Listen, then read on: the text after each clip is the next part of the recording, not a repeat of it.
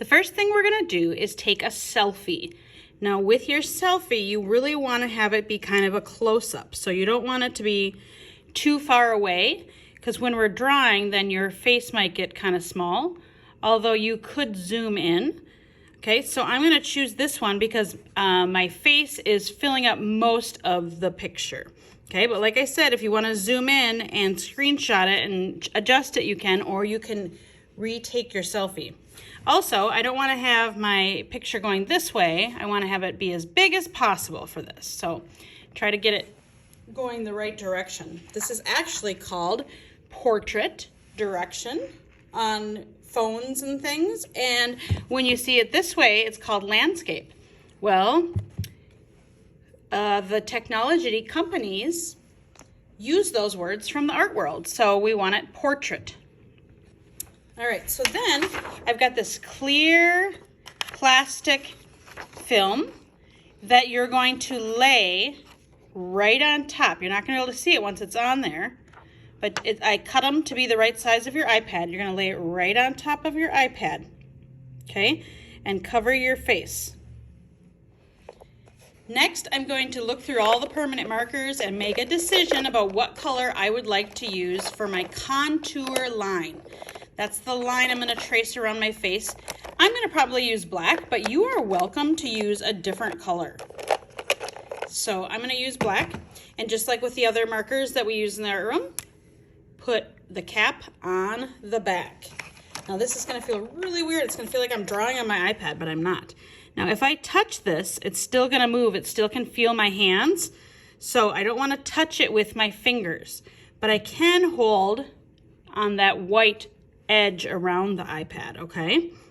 So, and it won't feel my pen move, but it will feel it if I put my hand on here. So I'm going to trace what we call the contour lines. The contour lines are the outside lines. It means outside edges. So I'll do my face, I'll do my hair.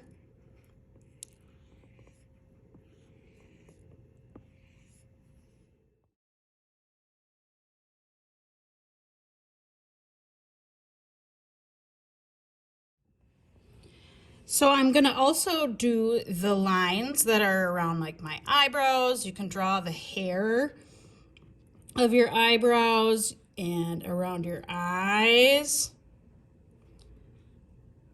If you're old like me, maybe you've got some wrinkles you need to trace. Or maybe you have some dimples or things like that. I'm gonna trace my mouth. That can be kind of complicated. Oops, see my hand kind of moved, so now I have to adjust my picture. That's what you want to be careful of. I think I got it back in the right spot there.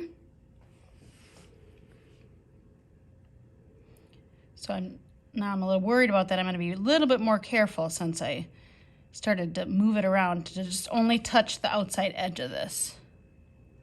Which is hard because a lot of times when we're drawing, we want to rest our hand on there.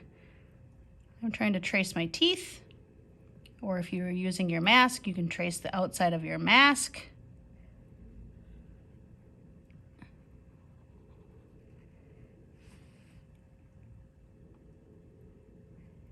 Trace my pupils. In fact, I know from when I've done this before, they kind of look better if they're colored in.